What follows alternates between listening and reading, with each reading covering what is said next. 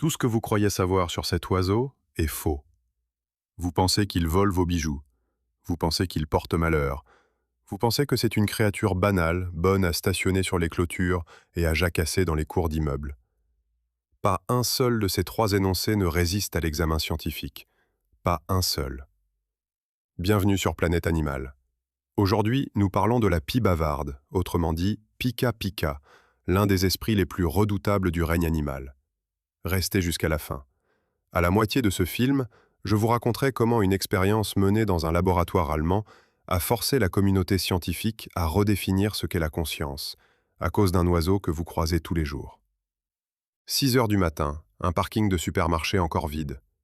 Une pie est posée sur le toit d'une voiture grise. Elle incline la tête, d'abord à gauche, puis à droite, lentement, comme si elle évaluait quelque chose. Un homme sort du bâtiment voisin avec un sac de course. La pie ne bouge pas. Elle le regarde. L'homme passe à 2 mètres, elle ne bronche toujours pas. Un deuxième homme apparaît au coin de la rue. Celui-là, la pie le fixe autrement. Elle redresse le corps, contracte les plumes du cou et décolle d'un coup sec avant même qu'il ait fait 3 pas. 2 humains, 2 réactions opposées. Pourquoi? Voilà une question qui semble simple et qui ne l'est pas du tout. Si cette pie distingue ces 2 personnes, cela signifie qu'elle les reconnaît individuellement. Non pas comme des silhouettes interchangeables, mais comme des visages précis, associés à des souvenirs précis. Pendant des décennies, la science a considéré cette capacité comme le privilège des grands mammifères dotés d'un cortex cérébral volumineux. Les primates la possèdent, les éléphants aussi. Mais un passereau de 350 grammes, à peu près le poids d'un livre de poche, l'idée paraissait absurde. Elle ne l'est plus. En 2011, des chercheurs en Corée du Sud ont mené une expérience sur des pies sauvages en milieu urbain. Le protocole était direct. Certaines personnes s'approchaient calmement des nids, sans geste brusque, sans contact. D'autres simulaient une menace, tendaient la main vers les branches, faisaient du bruit, provoquaient une réaction de panique chez les oiseaux. Les visites se répétaient sur plusieurs semaines. Ensuite, les chercheurs inversaient les rôles. Les personnes inoffensives prenaient la place des menaçantes, et inversement. Les pies ne se laissaient pas tromper. Elles attaquaient ceux qui les avaient menacés, quel que soit leur emplacement, quelle que soit leur tenue vestimentaire. Le visage suffisait. La mémoire tenait. Ce qui m'a frappé en découvrant cette étude, ce n'est pas la capacité de mémorisation en elle-même, c'est la précision. La pie ne retient pas une peur vague, elle retient un visage, un contexte, une intention. Et elle agit en conséquence. Imaginez un instant ce que cela implique dans la vie quotidienne de cet oiseau. Chaque matin, la pie qui vit près de votre immeuble observe les gens qui sortent. Elle sait déjà qui jette des miettes en passant et qui a lancé un caillou vers son nid le mois dernier. Elle classe ces informations, les conserve et les actualise. Son cerveau ne pèse que 10 grammes, à peu près le poids de 2 morceaux de sucre, et pourtant il accomplit un travail que nos ordinateurs réalisent à grand renfort de téraoctets et d'algorithmes complexes. Mais la mémoire individuelle n'est que le début. Les observations de terrain révèlent un phénomène encore plus troublant. Lorsqu'une pie identifie un individu dangereux, elle ne garde pas l'information pour elle seule. Elle émet un cri d'alerte particulier, un staccato bref et insistant, et les autres pies du voisinage enregistrent l'association entre ce cri et la personne visée. En quelques jours, tout le quartier sait qui éviter. Mieux encore, des oiseaux qui n'ont jamais eu de contact direct avec la personne en question adoptent le même comportement de fuite. L'information circule. Elle se transmet. Pensez-y un instant. Vous marchez dans un parc.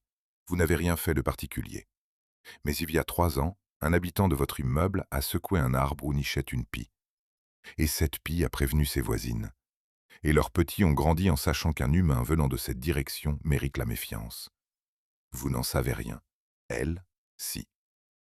La transmission culturelle du savoir, c'est-à-dire le passage d'une information apprise d'un individu à un autre par l'observation et non par les gènes, a longtemps été considérée comme un attribut exclusif de l'être humain et, dans une moindre mesure, des grands singes. Des chercheurs de l'université d'Oxford, au cours d'un suivi de 3 ans portant sur des groupes familiaux de pies, ont documenté le mécanisme en détail. L'adulte aperçoit la personne dangereuse émet le cri spécifique, adopte une posture d'évitement. Le jeune observe, associe le signal au visage et reproduit la réaction. 3 ou 4 démonstrations suffisent. La connexion est gravée. Cela signifie une chose considérable. La pie ne vit pas seulement dans le présent. Elle hérite du passé de ses parents.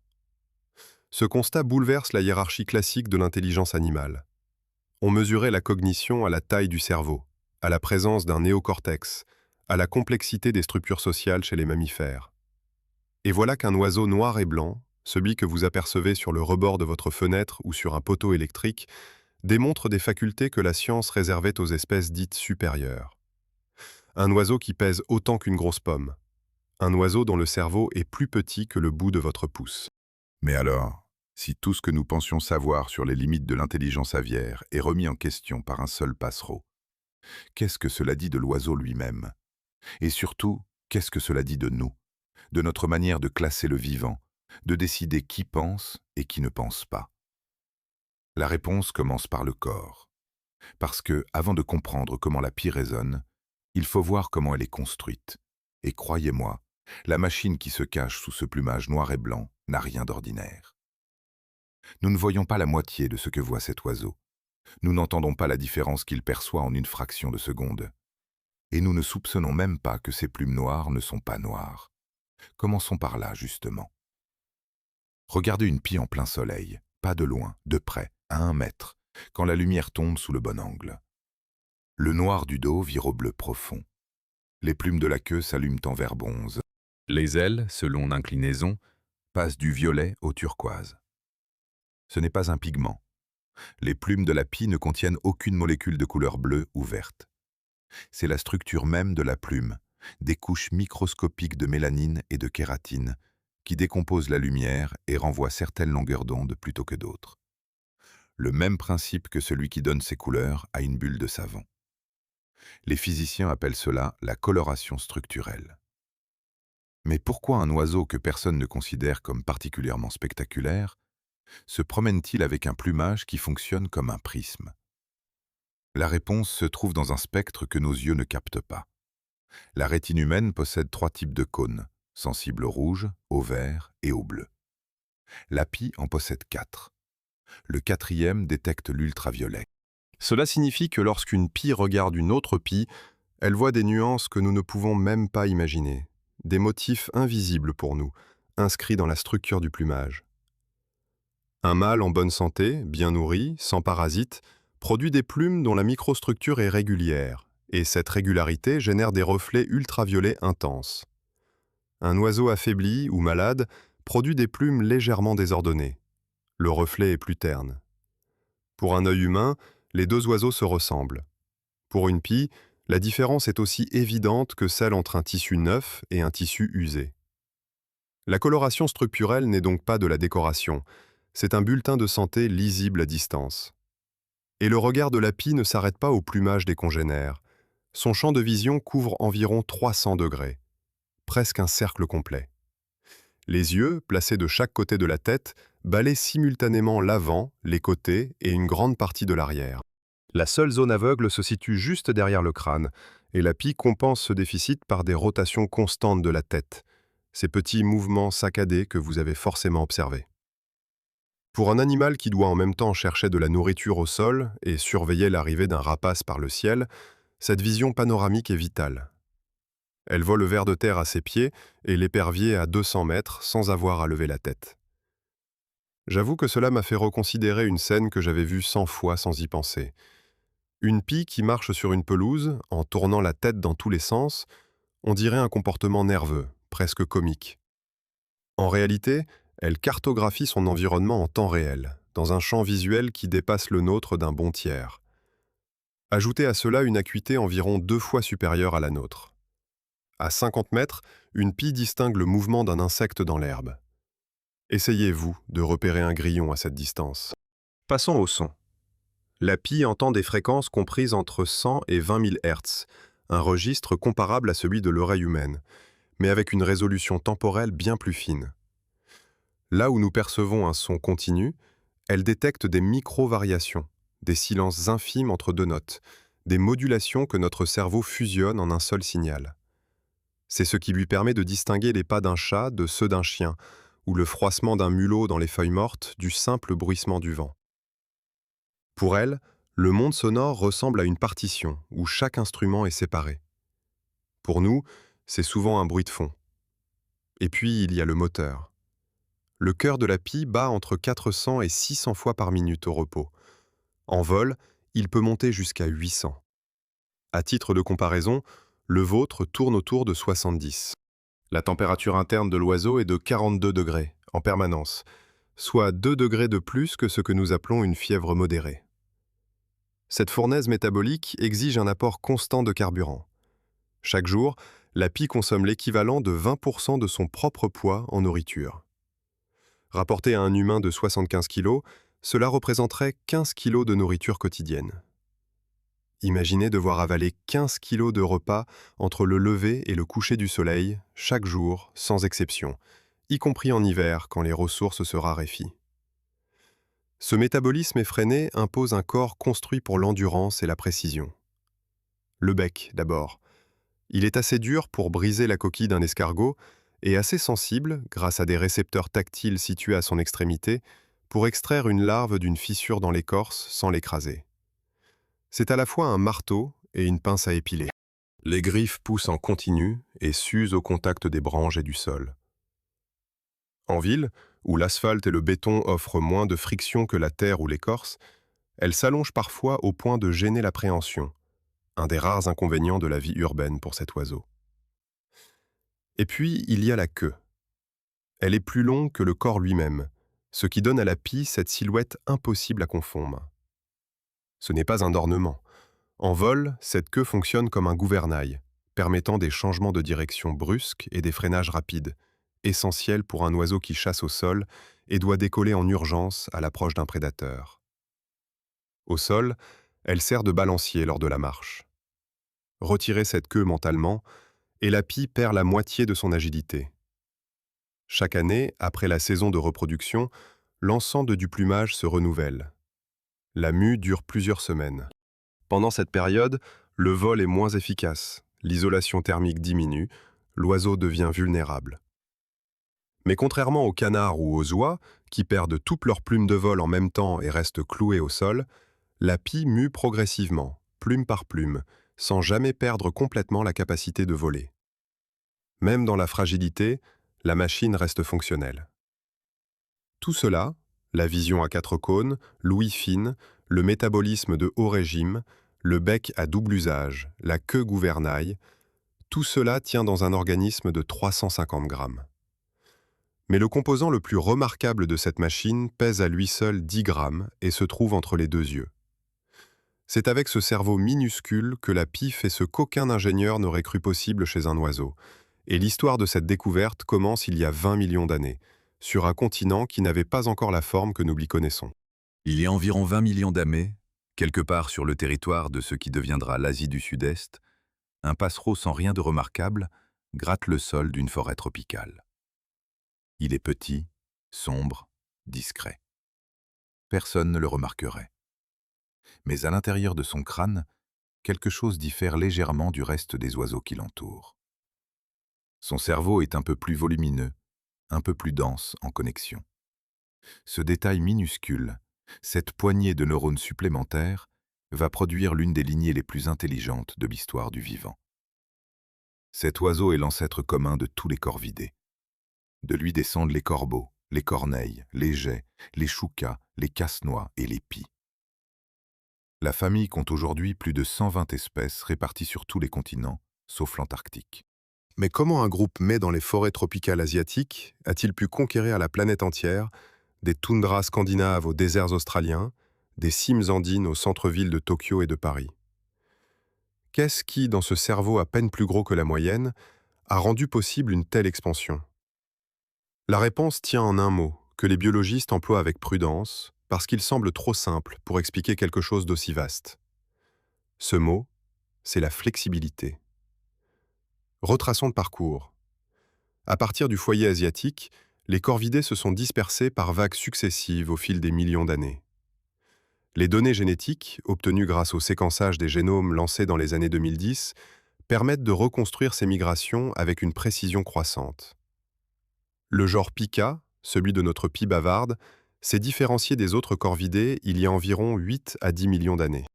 Les ancêtres des pièces actuelles ont colonisé l'Europe, l'Afrique du Nord et l'Amérique du Nord en suivant les corridors terrestres qui existaient alors entre les masses continentales. À chaque nouvel environnement, forêt dense, steppe, littoral, montagne, la pression de sélection changeait. Et à chaque fois, le cerveau un peu plus complexe des corvidés leur permettait de trouver des solutions là où d'autres espèces échouaient. Ce qui me fascine dans cette histoire, c'est l'échelle de temps. 20 millions d'années, c'est abstrait. Essayez ceci. Si vous comprimiez toute l'histoire des corvidés en une seule journée de 24 heures, l'apparition du genre humain moderne surviendrait dans les 15 dernières secondes. Nous sommes des nouveaux venus. Eux étaient là bien avant. Mais la durée ne suffit pas à expliquer l'intelligence. Beaucoup de lignées d'oiseaux sont aussi anciennes que les corvidés, sans avoir développé de capacités cognitives comparables. La différence réside dans la structure du cerveau, et c'est ici que l'histoire devient véritablement étonnante. Le cerveau des mammifères, y compris le nôtre, traite les fonctions cognitives supérieures, la planification, la prise de décision, la mémoire de travail, dans une zone appelée le cortex préfrontal. C'est une couche de tissu nerveux, épaisse et plissée, qui recouvre l'avant du cerveau. Plus elle est développée, plus l'animal est considéré comme intelligent. Les oiseaux n'ont pas de cortex préfrontal. Ils n'ont même pas de néocortex tout court.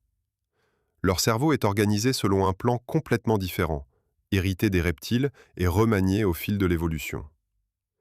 Pendant des décennies, cette absence a conduit les neuroscientifiques à une conclusion qui semblait logique. Pas de néocortex, pas de cognition complexe. Les oiseaux peuvent apprendre des comportements simples, des réflexes, des associations, mais pas davantage. Cette conclusion était fausse. En 2016, une équipe internationale a publié dans les Proceedings of the National Academy of Sciences une étude qui a changé la donne. Les chercheurs ont compté les neurones dans le cerveau de 28 espèces d'oiseaux. Le résultat a surpris tout le monde.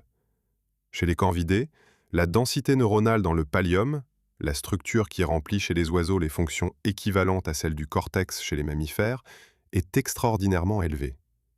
Plus élevée, en proportion, que chez la plupart des primates. Le cerveau d'une pie pèse 10 grammes. Celui d'un macaque pèse environ 80 grammes, 8 fois plus. Pourtant, dans le pallium de la pie, les neurones sont si petits et si densément empaquetés que le nombre total de connexions par unité de volume rivalise avec celui du primate. Imaginez deux entrepôts. L'un est immense, avec de larges allées et des étagères espacées. L'autre est petit, mais chaque centimètre cube est utilisé. Les étagères sont serrées, les objets empilés avec une précision millimétrique. Les deux entrepôts stockent la même quantité de marchandises. Le cerveau de la pie, c'est le petit entrepôt. La zone clé porte un nom technique, le nidopallium caudolatéral. Chez les mammifères, son équivalent fonctionnel est le cortex préfrontal, précisément la région responsable de la planification, de la mémoire épisodique et de l'interaction sociale. Chez la pie, ce nidopallium est proportionnellement aussi développé que le cortex préfrontal des grands singes. Deux architectures entièrement distinctes, deux plans de construction qui n'ont rien en commun sur le plan anatomique, et pourtant le même résultat. Les biologistes appellent ce phénomène la convergence évolutive. La nature a inventé l'intelligence complexe au moins 2 fois, par des chemins totalement indépendants. Et il y a un dernier détail qui défie les attentes. Les recherches sur la neuroplasticité des corvidés montrent que leur cerveau continue de produire de nouveaux neurones à l'âge adulte. Lorsqu'une pie rencontre un problème inédit, son cerveau ne se contente pas de réorganiser les connexions existantes, il en fabrique de nouvelles. Une pie de 20 ans résout les mêmes tests cognitifs qu'une pie de 5 ans, et elle les résout plus vite parce que l'expérience accumulée s'additionne à un matériel neuronal qui ne cesse de se renouveler. Chez beaucoup de mammifères, le déclin cognitif lié à l'âge est inévitable. Chez la pie, il n'a pas été observé. 20 millions d'années d'évolution, un cerveau minuscule mais redoutablement organisé. Une architecture neuronale qui rivalise avec celle des primates sans lui ressembler en rien. Voilà le socle. Voilà la machine. Reste à voir ce qu'elle produit concrètement quand il faut manger, survivre et ne pas se faire voler son repas. Parce que dans ce domaine, l'API a développé des stratégies qui feraient pâlir un joueur d'échecs. Un carrefour au Japon, fin d'après-midi. Le feu passe au rouge, les voitures s'immobilisent. Une pie descend sur la chaussée, pose une noix de Grenoble juste devant le pneu avant d'un taxi arrêté, puis remonte sur le fil électrique au-dessus de la route. Elle attend. Le feu passe au vert, le taxi démarre, le pneu écrase la coquille. Le feu repasse au rouge, les voitures s'arrêtent. La pie redescend, récupère le cerneau et repart. Pas de précipitation, pas d'hésitation. Elle a compris le cycle du feu. Elle sait quand les voitures bougent et quand elles ne bougent pas, et elle utilise cette connaissance pour casser une coquille que son bec ne peut pas briser seul. Ce comportement a été documenté par des éthologues au Japon, mais on l'observe aussi en Corée et en Europe. Il soulève une question qui dépasse largement l'anecdote. Si la pie est capable de lire un mécanisme humain, un feu de signalisation, d'en extraire la logique temporelle et de l'exploiter à son avantage, que se passe-t-il dans son cerveau quand elle fait face à un problème posé non pas par la technologie, mais par un autre esprit, par une autre pie qui la regarde et qui veut sa nourriture? Pour répondre, il faut d'abord comprendre comment la pie mange. Elle est omnivore au sens le plus large du terme. Son régime change avec les saisons comme une garde-robe que l'on adapte au climat. Au printemps, elle se nourrit principalement d'insectes et de leurs larves, des protéines nécessaires après l'hiver et pendant l'effort de la reproduction. En été, elle ajoute des fruits, des baies, des graines, un apport en glucides qui complète les protéines. À l'automne, elle bascule vers les noix, les glands et les céréales, des aliments denses en énergie qu'elle peut stocker. En hiver, elle mange tout ce qu'elle trouve, des restes de repas humains dans les poubelles aux cadavres d'animaux sur le bord des routes. La pie ne refuse rien. La pie s'adapte. Sa technique de chasse n'a rien de spectaculaire en apparence. Pas de piqué vertigineux comme le faucon, pas de course effrénée comme le guépard. La pie chasse au sol, à pied, avec la patience d'un chat. Elle marche dans l'herbe, incline la tête, écoute. Un froissement sous la terre, un mouvement dans les feuilles mortes. Elle s'arrête. Un pas de plus. Puis le bec frappe, rapide et précis. Mulot, campagnol, petit lézard, grenouille, tout ce qui tient dans le bec est une proie potentielle. Et quand l'occasion se présente, elle pille les nids d'autres oiseaux, emportant œufs ou oisillons. Ce n'est pas de la cruauté, c'est de l'écologie. La pie occupe une place dans la chaîne alimentaire, et elle l'occupe efficacement. Mais ce qui distingue vraiment la pie des autres prédateurs opportunistes, ce n'est pas la chasse. C'est ce qu'elle fait après. La pie cache sa nourriture. Pas n'importe comment. Pas en vrac dans un trou, comme un chien qui enterre un os. Elle maintient un réseau de dizaines, parfois de centaines de caches réparties sur l'ensemble de son territoire. Chaque cache contient un type d'aliment spécifique. Les noix ici, les graines là, les restes de viande ailleurs. Et la pie se souvient de chacune. Elle sait ce qu'elle a rangé, où elle l'a rangé et à peu près quand. Les insectes et la viande, qui se détériorent vite, sont consommés en premier. Les noix et les graines, qui se conservent, sont laissées pour plus tard. Ce tri exige ce que les scientifiques appellent la mémoire épisodique, la capacité de se rappeler le quoi, le où et le quand d'un événement passé. Pendant longtemps, cette forme de mémoire a été considérée comme exclusivement humaine. Ce qui m'a arrêté net en découvrant des études sur ce sujet, c'est le niveau de détail. La pie ne retourne pas à ses caches au hasard, elle planifie. Si elle sait qu'un certain endroit de son territoire sera inaccessible le lendemain, par exemple parce qu'un chien y rôde régulièrement à la même heure, elle y constitue un stock la veille. Elle anticipe un besoin futur et agit en conséquence aujourd'hui. Cela suppose une représentation mentale du temps, une capacité de se projeter au-delà de l'instant présent, comme quelqu'un qui remplit son réfrigérateur le samedi parce qu'il sait que le supermarché sera fermé le dimanche. Vous pourriez penser que cela suffit à rendre la vie alimentaire de la pie remarquable. Ce n'est que la moitié de l'histoire. En 2010, des chercheurs de l'université de Cambridge ont observé un phénomène qui a provoqué un vif débat en éthologie. Lorsqu'une pie cache de la nourriture en présence d'une autre pie, son comportement change radicalement. Elle creuse un trou, fait les gestes habituels de l'enfouissement, referme le trou avec de la terre ou des feuilles, puis s'éloigne. Mais le trou est vide. La nourriture est toujours dans son bec ou dans son jabot. Elle attend que l'observateur se désintéresse, puis elle va cacher la nourriture ailleurs, hors de vue. C'est un leurre, une fausse cache, fabriquée délibérément pour tromper un concurrent. Pesez ce que cela implique. Pour fabriquer un leurre, la pie doit comprendre que l'autre oiseau la regarde. Elle doit comprendre que cet autre oiseau a une intention, celle de voler la cache. Et elle doit comprendre que si elle crée une fausse piste, l'autre agira sur la base d'une information erronée. En d'autres termes, la pie manipule la croyance d'un autre être vivant. Les spécialistes de la cognition appellent cela la théorie de l'esprit, la capacité de se représenter les états mentaux d'autrui. Lui pense que la nourriture est ici, mais en réalité, elle est là-bas. C'est du mensonge. Intentionnel, calculé, efficace. Et cette capacité ne se limite pas au cache. Des observations de terrain documentent une autre ruse sonore. Une pie découvre une source de nourriture, un cadavre de petit animal par exemple, mais un concurrent est à proximité.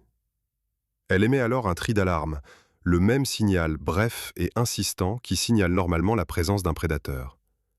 Le concurrent décolle, cherche la menace, ne trouve rien. Pendant ce temps, la pie mange tranquillement. Fausse alerte. Information fabriquée de toutes pièces pour modifier le comportement d'un tiers. Si vous avez un chat, pensez à la dernière fois qu'il a feint d'indifférence devant une souris pour mieux bondir. Le chat ruse par instinct moteur. La pie ruse par représentation mentale. La différence est fondamentale. Toute cette intelligence stratégique, les caches, les leurres, les fausses alertes, ne fonctionne que dans un cadre. Et ce cadre, c'est la vie en groupe. Parce que la pie ne joue pas seule. Elle vit au sein d'une société structurée, avec des alliances, des hiérarchies, des rituels et un système de communication si riche que certains chercheurs hésitent à ne pas l'appeler un langage. Mark Bekoff, éthologue à l'Université du Colorado, a décrit la scène à plusieurs reprises dans ses publications. Un matin, en bordure d'un sentier, une pie gît au sol. Heurtée par une voiture probablement, ou prise par un rapace qui n'a pas terminé son travail. La première pie qui passe ne continue pas sa route. Elle se pose à côté du corps et commence à émettre un cri que Bekoff qualifie de distinct de tous les autres signaux répertoriés chez l'espèce. Long, modulé, insistant. En quelques minutes, d'autres pies arrivent. 5, puis 10, parfois davantage. Elles se disposent autour du corps. Certaines s'approchent, touchent les plumes du bout du bec. D'autres apportent de petits brins d'herbe, des brindilles, et les déposent près du cadavre. Puis le silence s'installe. Pendant 10 à 15 minutes, personne ne bouge. Personne ne mange. Personne ne se dispute. Ensuite, l'une d'elles lance un cri bref et toutes s'envolent en même temps, sans bruit. La science ne sait pas ce que c'est. Pas avec certitude. 3 hypothèses coexistent et aucune n'exclut les autres. Première possibilité, l'évaluation du danger. Un congénère mort signifie une menace rôde. Se rassembler permet d'identifier le risque et de le mémoriser collectivement. Deuxième possibilité, l'apprentissage social. Les jeunes observent la réaction des adultes et apprennent à reconnaître la mort, ses signes, ses contextes.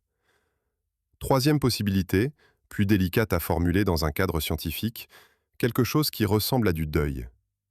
Une réaction émotionnelle face à la perte d'un membre du groupe. Mais si cette scène nous trouble autant, c'est qu'elle s'inscrit dans un ensemble bien plus large. Les pies ne sont pas des oiseaux solitaires qui se croisent par hasard autour d'un cadavre. Elles vivent dans une société permanente, avec des liens qui durent des années, des rôles définis et des codes de conduite précis. Et c'est cette société qu'il faut comprendre pour mesurer ce qui se joue dans ces rassemblements silencieux. Commençons par le couple. La pie est monogame. Un mâle, une femelle, pour toute la vie. Chez une espèce dont la longévité atteint 15 ans en milieu naturel et jusqu'à 25 en captivité, cela représente un engagement considérable. Les deux partenaires occupent ensemble un territoire de 3 à 5 hectares, à peu près la surface de 5 terrains de football, qu'ils défendent côte à côte contre les intrus. Le mâle patrouille les limites. La femelle passe davantage de temps au nid. Mais lorsqu'une menace sérieuse se présente, un rapace, un chat, une autre pie qui empiète, les deux attaquent de concert. L'un détourne l'attention, l'autre frappe par derrière. Ce n'est pas un réflexe, c'est une coordination. Si l'un des deux meurt, le survivant reste souvent seul. Pas toujours, mais les cas documentés sont nombreux. Des pies veuves qui refusent un nouveau partenaire pendant des années, parfois jusqu'à la fin de leur vie. Je ne prétends pas savoir ce que ressent un oiseau dans cette situation. Mais le comportement, lui, est observable et mesurable. Et il ressemble fortement à ce que nous appellerions de la fidélité. Autour des couples établis gravitent les jeunes qui n'ont pas encore trouvé de partenaire ni de territoire. Ils forment des groupes que les ornithologues surnomment les clubs de célibataires. Ces rassemblements ne sont pas de simples attroupements. Les jeunes y apprennent les codes sociaux, y testent les rapports de force, y repèrent les territoires vacants. Quand un propriétaire meurt et qu'une place se libère, la compétition est féroce. Et puis, il y a l'activité collective la plus spectaculaire de toutes. Quand un prédateur apparaît dans le voisinage, un épervier, une buse, un chat en maraude, la pie qui le repère lance un cri d'alarme aigu et répétitif. En quelques instants, les pies des territoires voisins convergent vers la source du signal. Parfois, elles arrivent d'1 kilomètre de distance, abandonnant tout ce qu'elles faisaient. Elles fondent en groupe sur le prédateur, crient, plongent, lui tirent les plumes de la queue. Le prédateur finit par partir, non pas vaincu physiquement, mais harassé. Les biologistes appellent cela le harcèlement collectif, ou mobbing. Ce qui est remarquable, c'est que les pies qui répondent à l'appel ne protègent pas leur propre nid. Elles protègent celui d'un voisin. Elles prennent un risque sans bénéfice immédiat pour elles-mêmes, en comptant sur le fait que la prochaine fois, quand ce sera leur territoire qui sera menacé, les autres viendront à leur tour. C'est de l'altruisme réciproque. Et pour que cela fonctionne, il faut de la mémoire. Il faut se souvenir de qui a aidé et de qui ne l'a pas fait. D'ailleurs, les études de terrain confirment que les pies tiennent ces comptes. Elles se souviennent des congénères coopératifs et de ceux qui ne le sont pas, et ajustent leur propre comportement en conséquence. Deux couples voisins peuvent entretenir des relations cordiales pendant des années, ne jamais se disputer les frontières, s'alerter mutuellement en cas de danger. C'est un pacte silencieux, fondé sur la confiance et la réciprocité. Honnêtement, quand j'ai compris l'étendue de ce réseau social, ma perception de l'oiseau a basculé. Ce n'est plus un animal qui vit à côté d'autres animaux. C'est un individu inscrit dans un tissu de relations durables, avec des alliés, des rivaux, des voisins de confiance et des étrangers à surveiller. Un tissu qui exige de la mémoire, du jugement et de la planification. Dites-moi en commentaire, avez-vous déjà observé des pies près de chez vous qui semblaient se coordonner, s'appeler, agir ensemble? Dites-moi votre ville et ce que vous avez vu. Chaque observation compte, même la plus banale en apparence. Et puisque nous en sommes à remettre en question ce que nous pensions savoir, souvenez-vous de ce que je vous ai promis au début de cette vidéo. Une expérience menée dans un laboratoire allemand qui a forcé la communauté scientifique à redéfinir ce qu'est la conscience, à cause d'un oiseau que vous croisez tous les jours. Nous y sommes.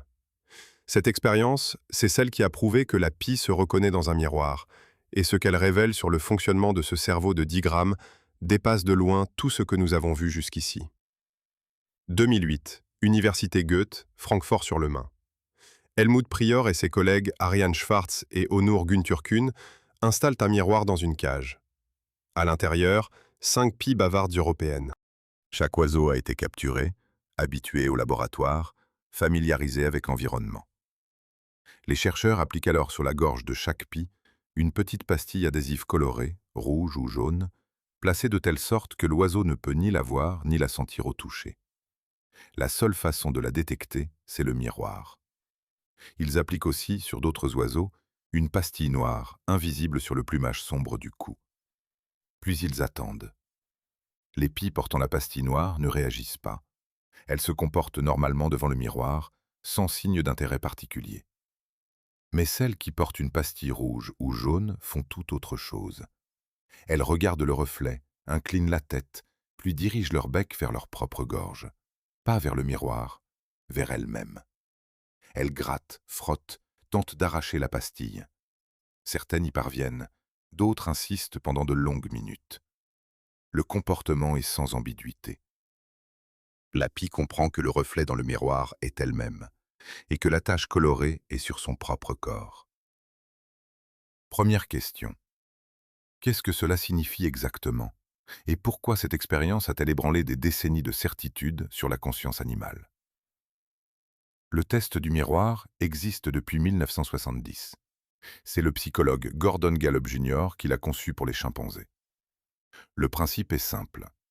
Si un animal, en voyant son reflet, comprend que c'est lui et non un autre individu, alors il possède une forme de conscience de soi, une représentation interne de son propre corps en tant qu'entité distincte du reste du monde.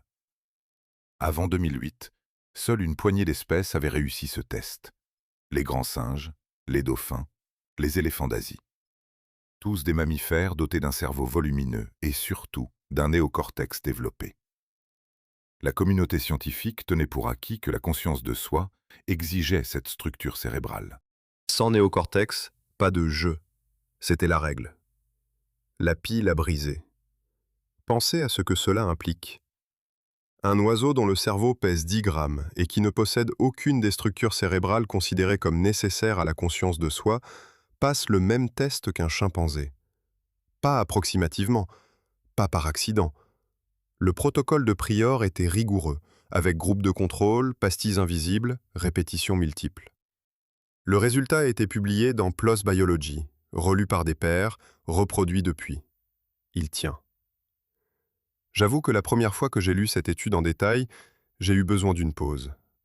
Non pas parce que le résultat était surprenant, tout le monde dit qu'il est surprenant, mais parce que j'ai réalisé ce qu'il détruisait. Il détruisait l'idée que la conscience suit un seul chemin évolutif. Si un oiseau y parvient sans néocortex, alors la conscience n'est pas une question de matériel. C'est une question d'organisation. Et le miroir n'est que le point de départ. D'autres expériences menées sur des corvidés, principalement des corbeaux calédoniens et des corneilles, ont révélé des capacités qui prolongent ce que la pie a démontré à Francfort. L'une des plus célèbres s'inspire d'une fable d'Ésope. Un récipient étroit contient de l'eau, et à la surface flotte une récompense alimentaire. Le niveau est trop bas pour que le bec atteigne la nourriture. À côté du récipient, des cailloux de différentes tailles. Les corvidés testés résolvent le problème en quelques minutes. Ils saisissent les cailloux, les laissent tomber dans l'eau, le niveau monte, la récompense devient accessible. Mais ils ne jettent pas n'importe quel caillou.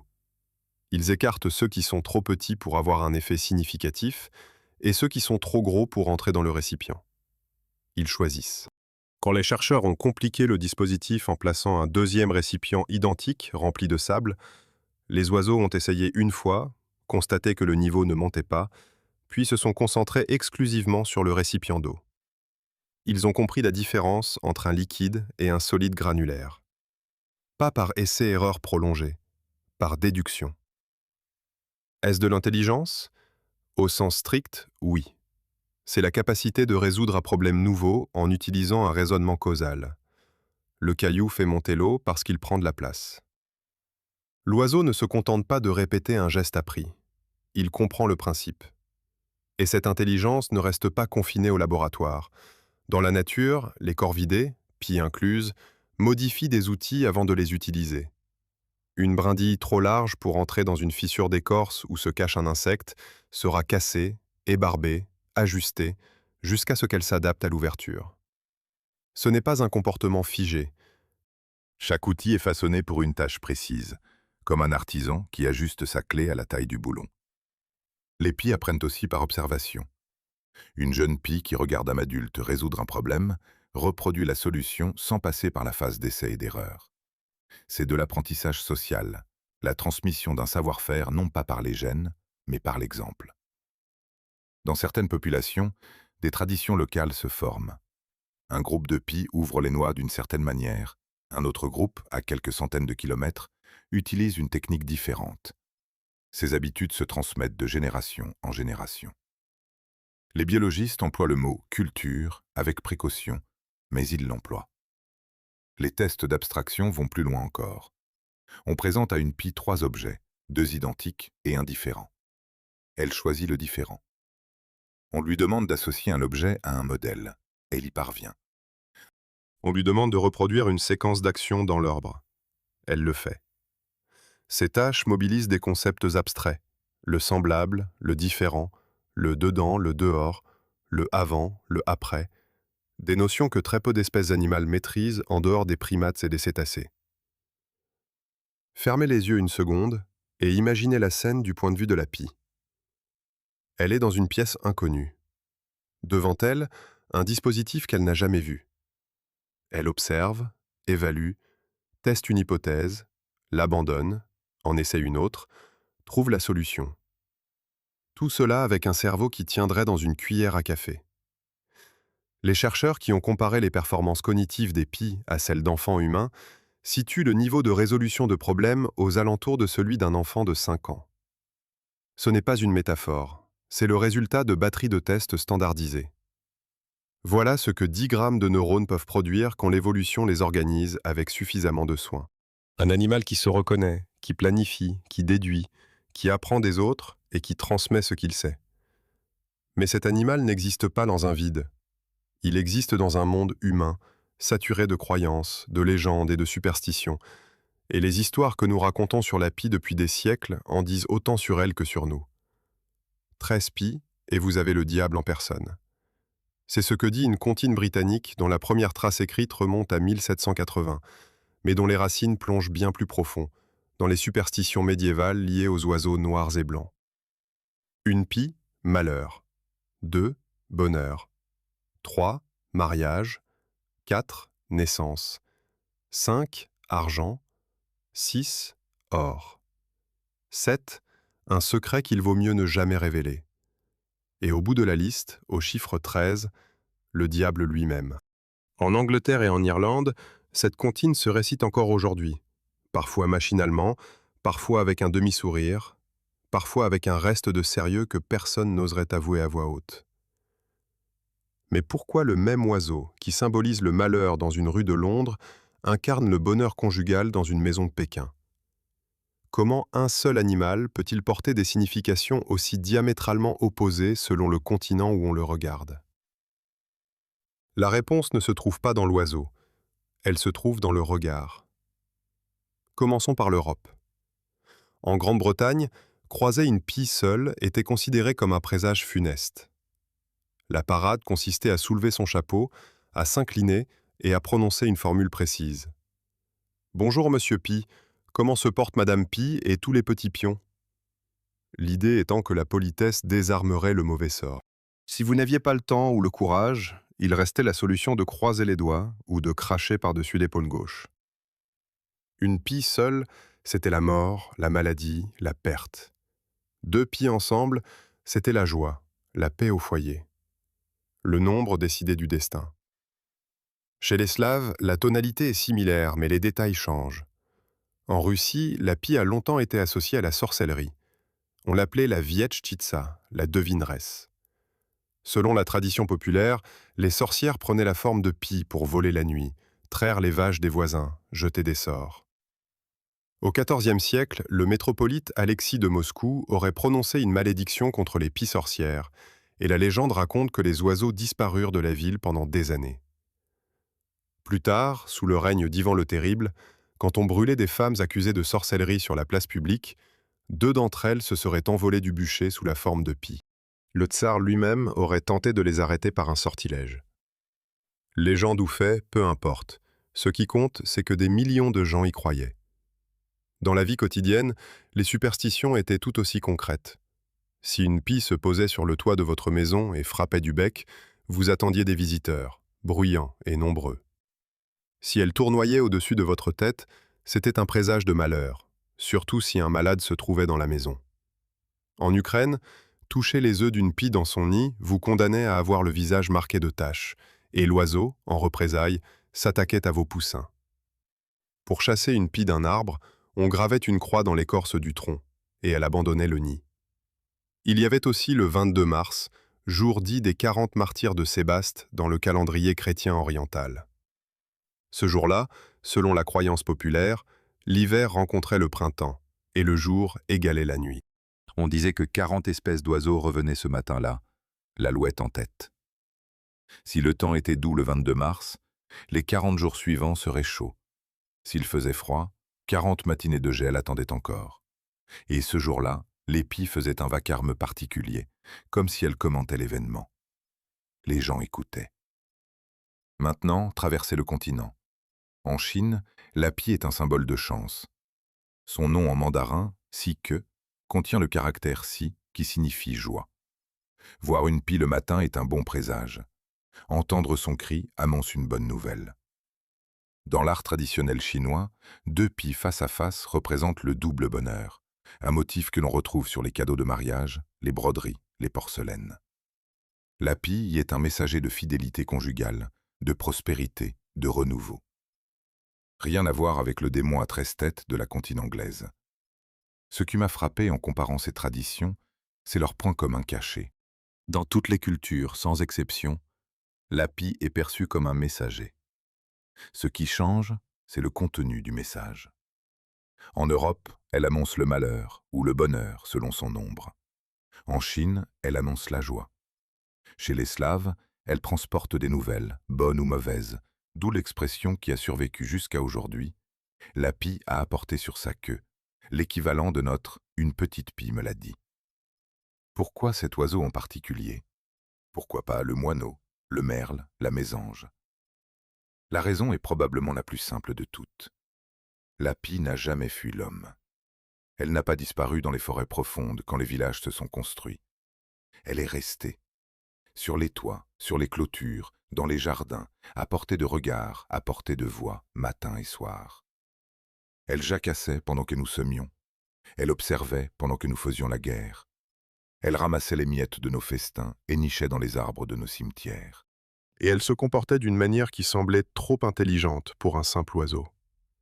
Elle reconnaissait les visages, elle tenait des assemblées autour de ses morts, elle construisait des nids d'une complexité troublante. Les gens voyaient tout cela sans avoir les outils scientifiques pour l'expliquer, et ils faisaient la seule chose possible. Ils inventaient des histoires de sorcières, de présages, de messages venus de l'au-delà. Regardez bien, les mythes ne sont pas nés de l'ignorance, ils sont nés de l'observation. Les gens voyaient un animal qui semblait comprendre, réagir, communiquer, et ils en tiraient des conclusions adaptées à leur époque. Les conclusions étaient fausses. Mais l'observation de départ, elle, était souvent juste.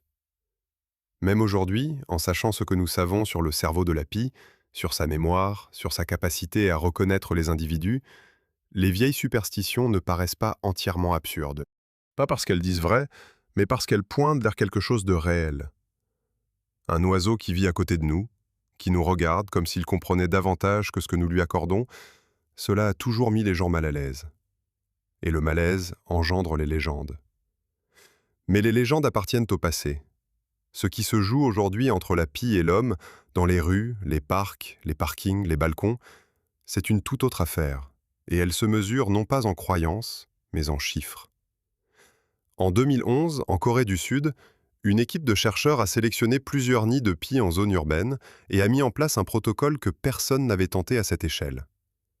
Pendant plusieurs semaines, des volontaires se sont rendus quotidiennement auprès des mêmes nids. Certains marchaient calmement, sans lever les yeux, sans geste brusque. D'autres simulaient une intrusion, tendaient les bras vers les branches, faisaient du bruit, provoquaient les oiseaux. Chaque personne portait les mêmes vêtements à chaque visite. Seul le visage restait constant. Ensuite, les chercheurs ont inversé les rôles et mélangé les trajets. Les personnes inoffensives empruntaient les chemins des menaçantes et inversement. Les pies n'ont pas hésité. Elles attaquaient les visages menaçants, quelle que soit la direction l'approche, quel que soit le vêtement porté. Elles les reconnaissaient.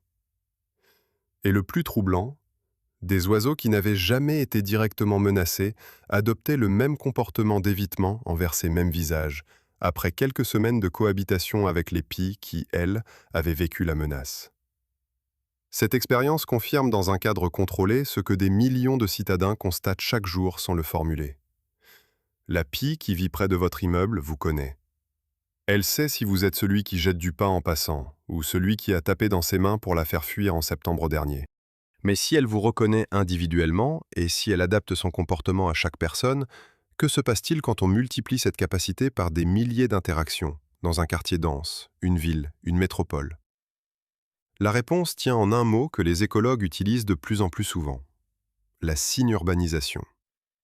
Non pas simplement vivre en ville, comme un pigeon qui subit l'environnement urbain, mais s'y intégrer activement, en tirer parti, y prospérer mieux qu'ailleurs. Les chiffres sont éloquents. Dans les villes polonaises, notamment à Gorzów Wielkopolski, où des relevés systématiques ont été menés, la densité de couples nicheurs atteint 13 à 14 paires par kilomètre carré dans les quartiers les plus urbanisés. En zone rurale, le chiffre tombe à 3 ou 4. La ville n'est pas un pis-aller pour la pie, c'est un territoire de choix. Pourquoi? Parce que la ville offre 3 avantages décisifs. D'abord, la nourriture. Les poubelles, les terrasses de café, les bennes de supermarché, les gamelles de chiens et de chats laissées sur les balcons constituent un buffet permanent que la forêt ne peut pas égaler. Ensuite, la sécurité relative. Les grands rapaces, principaux prédateurs de la pie, sont rares en centre-ville. Les buses et les éperviers chassent en lisière, pas entre les immeubles. Enfin, les arbres. Les municipalités plantent des conifères pour leur verdure hivernale, et les pies ont appris à en tirer parti. Un épicéa en bordure de boulevard offre un couvert dense toute l'année, invisible depuis le sol, protégé du vent. C'est un site de nidification idéal, comme un appartement avec vue et chauffage central. Les données récentes montrent que les pies urbaines ajustent la hauteur de leur nid en fonction de la pression humaine. En centre-ville, les nids montent à 12, parfois 15 mètres. Plus haut que dans les parcs périphériques, bien plus haut qu'en campagne. À cette altitude, les chats ne grimpent pas, les passants ne regardent pas, et les corneilles, principales pilleuses de nids, ont plus de mal à manœuvrer dans les branches denses des résineux. L'entrée du nid, ce passage latéral étroit que nous avons décrit dans les vagues précédentes, est orienté vers le sud dans la majorité des cas étudiés. Plus de chaleur le matin, moins d'humidité. Ce ne sont pas des hasards, ce sont des choix. J'ai commencé à regarder les arbres autrement depuis que j'ai lu ces études. Chaque épicéa dans une cour d'immeuble, chaque tuya le long d'un parking, devient un site potentiel. Et quand on sait quoi chercher, on finit par voir ce gros amas sombre dans les branches hautes, trop volumineux pour être un nid de pigeons, trop structuré pour être un amas de feuilles mortes. C'est là, à 10 mètres au-dessus de la place où les enfants jouent après l'école. Le comportement alimentaire en ville illustre une adaptation permanente. Les pies urbaines connaissent les horaires de collecte des ordures. Elles apparaissent au point de collecte les jours de ramassage, pas les autres. Elles ont appris à ouvrir les sacs poubelles en plastique en perçant la surface d'un coup de bec précis, puis en élargissant le trou. Elles savent distinguer les sacs contenant des restes alimentaires de ceux qui n'en contiennent pas, probablement par l'odeur, probablement aussi par l'expérience accumulée sur un trajet qu'elles répètent chaque semaine. Imaginez un livreur qui connaît par cœur les habitudes de chaque maison de son quartier. La pie fait exactement la même chose, mais avec les poubelles. Et puis il y a les relations individuelles. À Seattle, une femme qui nourrissait régulièrement les pies de son jardin a perdu un jour le capuchon de son objectif d'appareil photo dans l'herbe. 2 jours plus tard, une pie l'a déposé sur la plateforme de nourrissage. Coïncidence? Réciprocité? Impossible de trancher avec certitude. Mais le fait est documenté, et il n'est pas isolé. Des dizaines de témoignages similaires existent à travers le monde. Des pies qui apportent de petits objets, cailloux, bouts de verre polis, capsules, à l'endroit où elles reçoivent de la nourriture. Ce n'est pas un échange commercial au sens humain, mais c'est un comportement qui ressemble étrangement à un don. L'autre versant de la cohabitation est moins attendrissant. En Australie, où les pies du genre Cracticus, un cousin éloigné de notre pie européenne, nichent dans les parcs et les rues résidentielles, les attaques contre les passants pendant la saison de reproduction sont si fréquentes que des cartes interactives répertorient les arbres dangereux. Les cyclistes sont les cibles les plus courantes, probablement parce que leur vitesse et leur trajectoire répétitive les font ressembler à des prédateurs prévisibles.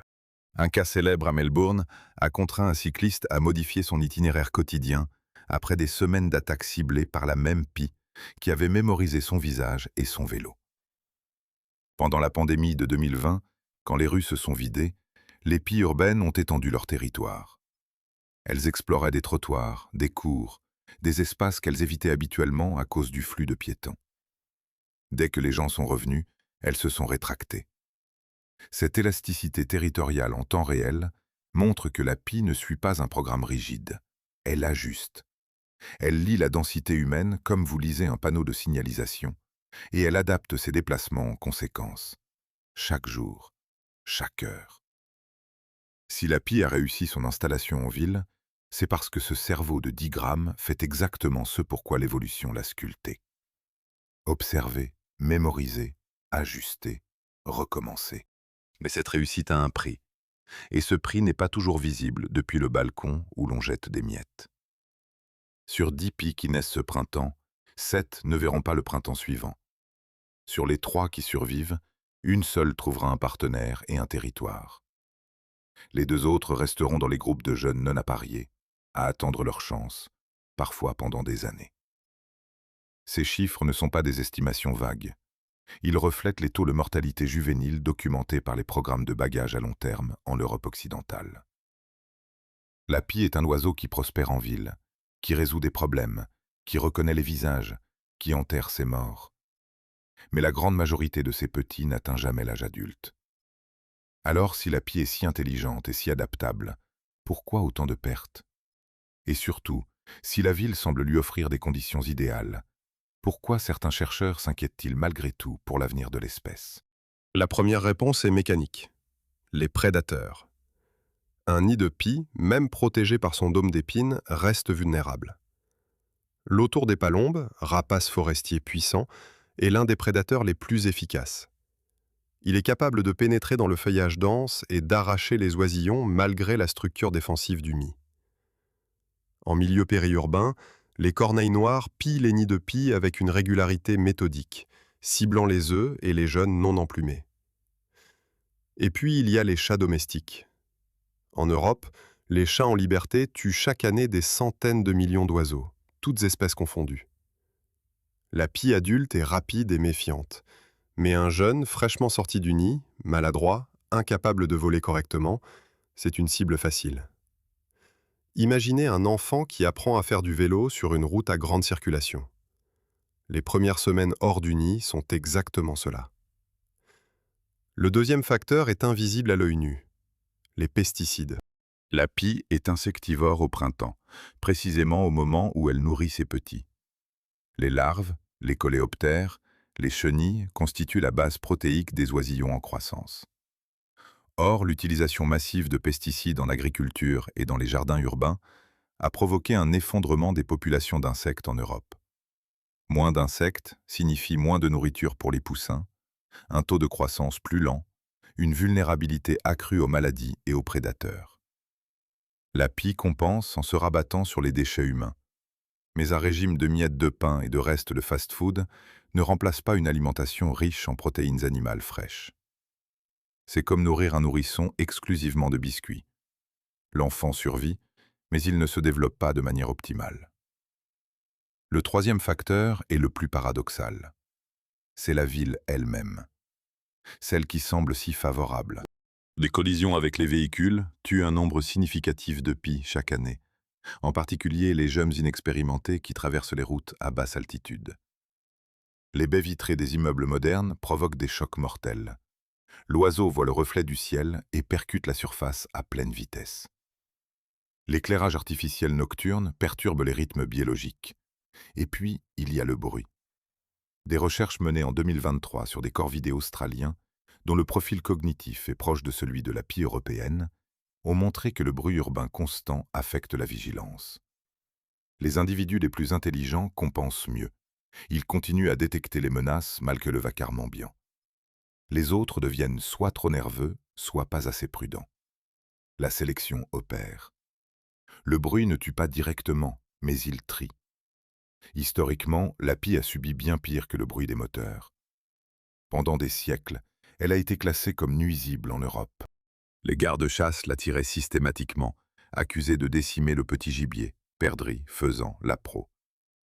En France, elle figurait sur la liste officielle des espèces susceptibles d'être classées nuisibles, un statut qui autorisait son élimination sans restriction dans certains départements.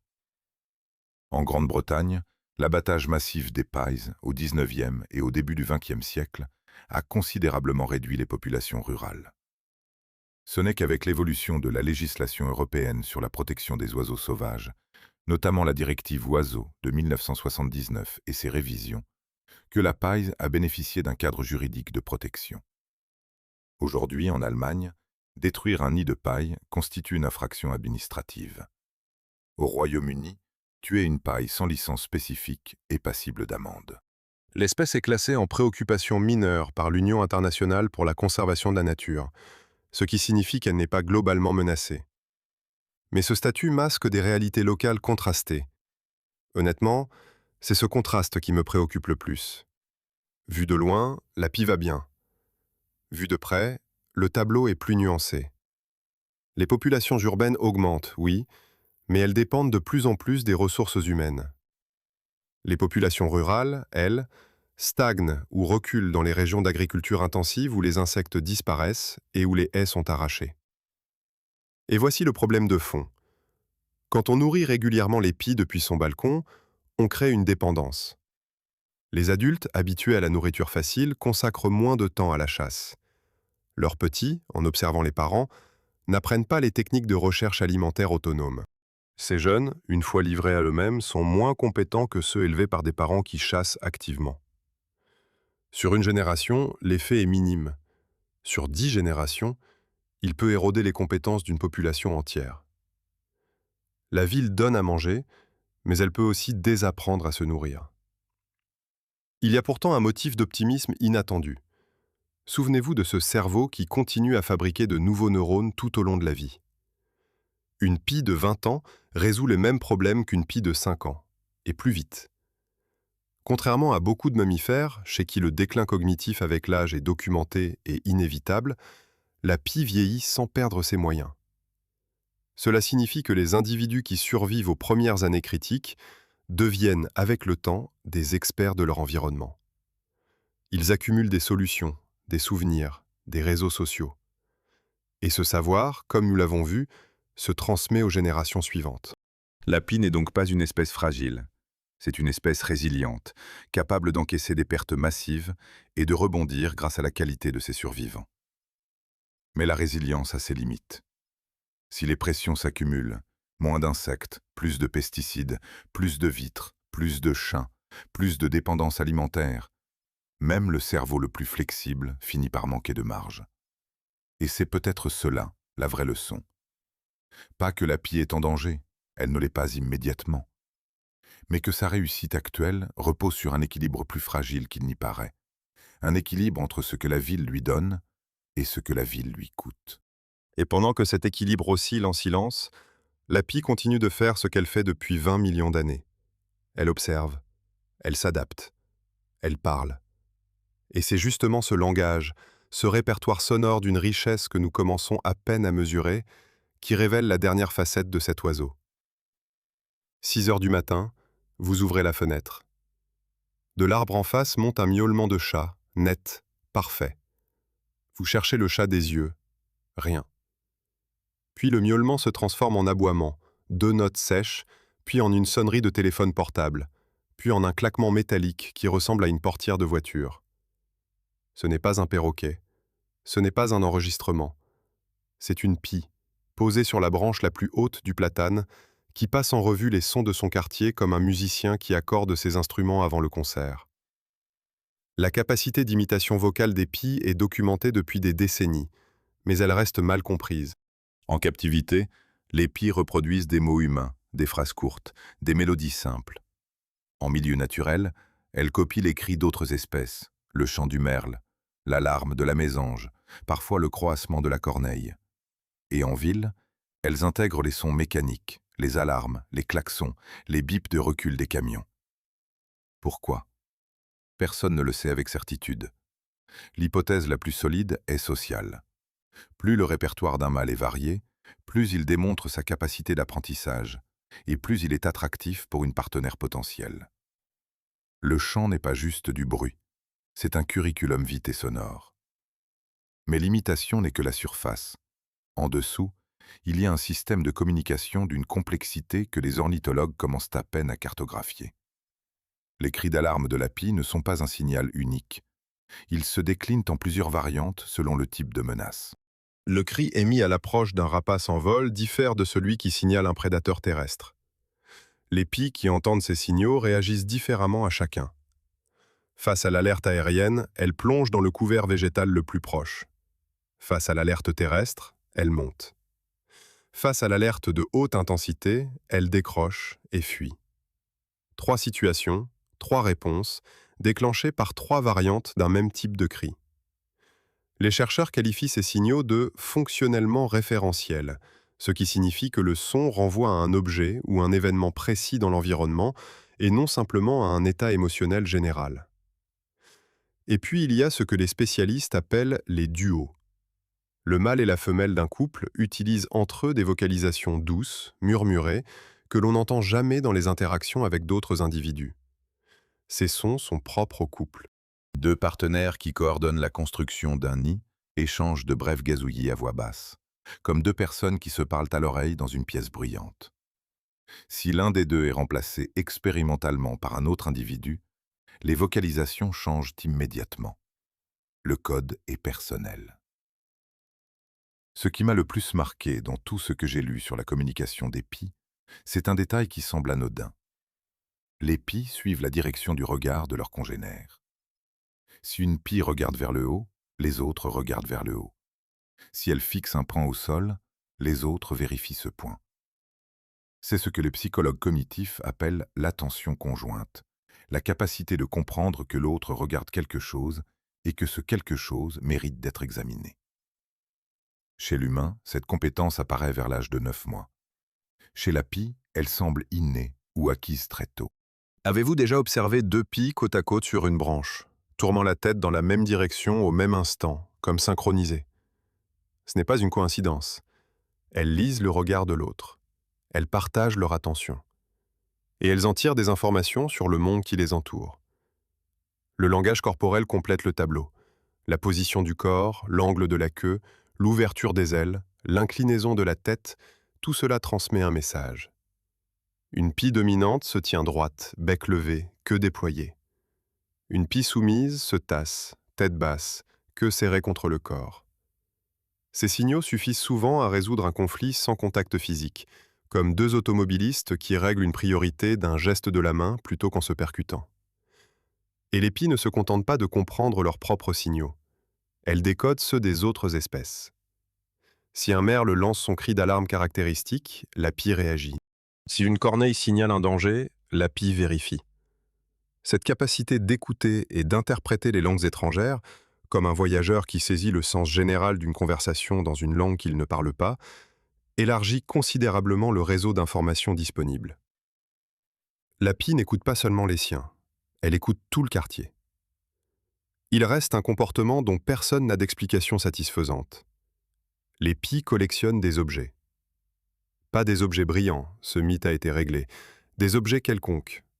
Un caillou lisse, un bout de verre dépoli, une capsule, un bouton. Elles les ramassent, les transportent, les déposent à un endroit précis de leur territoire, parfois dans le nid, parfois ailleurs. Aucune fonction alimentaire, aucune fonction défensive, aucune fonction reproductive identifiée. Alors quoi? Un sens esthétique? Un jeu? Une habitude sans raison? La science ne tranche pas. Et c'est peut-être cette absence de réponse qui rend le comportement si fascinant. Un animal qui ramasse un objet sans utilité apparente, simplement parce que cet objet lui plaît, cela nous renvoie à quelque chose de familier que nous n'arrivons pas tout à fait à nommer. La pie reconnaît son reflet. La pie planifie demain. La pie ment pour protéger ce qui lui appartient. La pie porte ses morts en silence. La pie apprend la langue de ses voisins. 10 grammes de cerveau, 350 grammes de plumes, de muscles et d'os. et un regard qui, depuis 20 millions d'années, n'a jamais cessé d'observer. Si un matin, en sortant de chez vous, vous entendez ce staccato sec et rapide dans les branches au-dessus de votre tête, arrêtez-vous. Juste une seconde. Levez les yeux. Il y a de fortes chances qu'une pie soit là, sur une branche ou un fil électrique, la tête légèrement inclinée. Elle vous a déjà vu. Elle sait déjà si vous êtes celui qui jette du pain ou celui qui claque des mains. Et pendant que vous la regardez, elle vous regarde aussi, avec des yeux qui voient l'ultraviolet, une mémoire qui tient des années, et un cerveau qui, quelque part dans ses 10 grammes, a déjà décidé quoi faire de vous. Merci d'avoir regardé cette vidéo jusqu'au bout. Si elle vous a appris quelque chose, un pouce en l'air aide la chaîne plus que vous n'imaginez. Abonnez-vous à Planète Animal pour la suite, et je vous retrouve très bientôt avec un nouvel animal dont vous pensiez tout savoir.